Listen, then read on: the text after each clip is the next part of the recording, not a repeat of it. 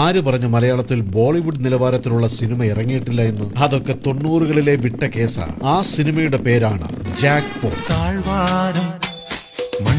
സ്കൂളിൽ പഠിക്കുമ്പോഴാ ജാക്ക്പോട്ട് കണ്ടത്. സിനിമ കണ്ടു കഴിഞ്ഞപ്പോൾ കുതിരയോട്ട മത്സരത്തിൽ പോയാലെന്താ എന്ന് പലവട്ടം ചിന്തിച്ചു. എന്നാൽ സിനിമ കണ്ടിട്ട് വീട്ടിൽ ചെന്നപ്പോൾ അടികൊണ്ടിട്ട് കുതിരയോടുന്ന വേഗത്തിനേക്കാൾ വേഗത്തിൽ ഓടിയത് ഇന്നും മറന്നിട്ടില്ല. 1993 കണ്ട സിനിമ കണ്ടിട്ട് സ്കൂളിൽ പോയി പറഞ്ഞ കഥ വെച്ച് നോക്കുകയാണെങ്കിൽ ജാക്ക്പോട്ടിന് 2ാം ഭാഗവും 3ാം ഭാഗവും ഇറക്കാൻ കഴിയും. അത്രയ്ക്കുണ്ടായിരുന്നു നമ്മുടെ തള്ളൽ. കുതിരയ്ക്ക് പോലും ഇല്ലാത്ത എനർജിയായിരുന്നു നമ്മൾ ആ കഥ പറഞ്ഞപ്പോ. കുതിരപ്പന്തയം പ്രമേയമാക്കിയുള്ള ആദ്യത്തെ മലയാള സിനിമ. മമ്മൂട്ടി റേസ് ജോക്കിയായി അഭിനയിച്ച സിനിമ ഗൗതം. പിന്നെ മമ്മൂട്ടിയുടെ മകനായി അഭിനയിച്ച ആ പയ്യനുണ്ടല്ലോ, അവൻ മനസ്സിൽ നിന്ന് ഇറങ്ങിപ്പോകാൻ ദിവസങ്ങൾ കുറെ എടുത്തു.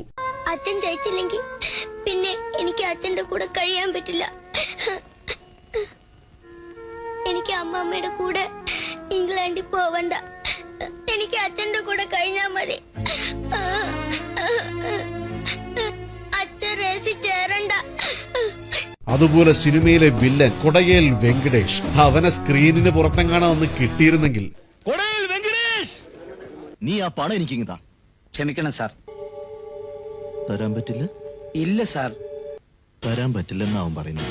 സിനിമ വെറുമൊരു കുതിരപ്പന്തയം മാത്രമല്ല പറഞ്ഞത്. ഷാജൂൻ കാര്യാലിന്റെ കഥയ്ക്ക് ടി ദാമോദരൻ മാസ്റ്റർ എഴുതിയ ചതിയുടെയും പകയുടെയും പ്രതികാരത്തിന്റെയും ഒരു ശക്തമായ കഥയായിരുന്നു അത്. റേസിൽ ഒരു പന്തയ കുതിര തളർന്നു വീണാൽ പിന്നെ അതിനെ ഇഴഞ്ഞു ജീവിക്കാൻ വിടരുത്, കൊല്ലണം.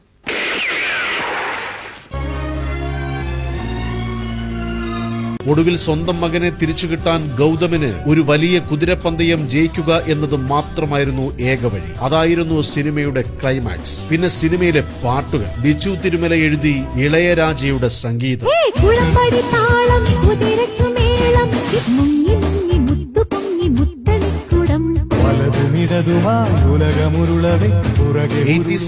തലമുറയുടെ തലയ്ക്കു പിടിച്ച ജാക്ക്പോട്ട്. പിന്നെ അന്ന് വരെ ആരും പറയാത്തൊരു കഥ സിനിമയാക്കിയ സംവിധായകൻ ജോമോ. ഈ ഒരൊറ്റ സിനിമ മതി പുള്ളിയുടെ കാലിബർ മനസ്സിലാക്കാൻ. ആ സിനിമ കണ്ട് ഓർമ്മയുണ്ടോ? എങ്കിലൊന്ന് കമന്റ് ചെയ്യും. ഒപ്പം ഈ പേജും ഒന്ന് ഫോളോ ചെയ്തു. പോകാം നമുക്ക് ആ മനോഹര കാലത്തെ. ഓർമ്മകളോടെ RJ നിയാസ് ഈ കുട്ടി.